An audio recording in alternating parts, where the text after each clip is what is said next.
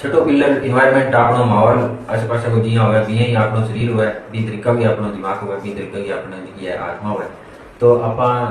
इन चीज पर कंट्रोल कर लेवा तो आपनो जी है वेलनेस यानी कि आपनो स्वास्थ्य जो है वो काफी इम्प्रूव हो सके। जिया कि अपने खाना की बात करा तो आजकल बाहर खानो या फिर बाहर कुछ भी चीज़ा लेवा तो ज़्यादातर भी प्लास्टिक का पैकेट का माँ होवे वे अपने काफ़ी जो है टॉक्सिन देवे भी आप वाइट डस्ट का जी आप मैंने सही तरीका स्टोर करा सही तरीका आप खाना ध्यान रखा है सही तरीका बर्तन में खाना बनावा तो वे भी काफ़ी आपने जो है टॉक्सिन कम कर सके खाना जो ये आपने जो माहौल चेंज करा थोड़ा सा पासा को दुनिया की एक्सरसाइज हुआ है कोई चालन हुआ है यहाँ कोई माहौल बना लिया अपना आस पास दो चार लोगों ने साके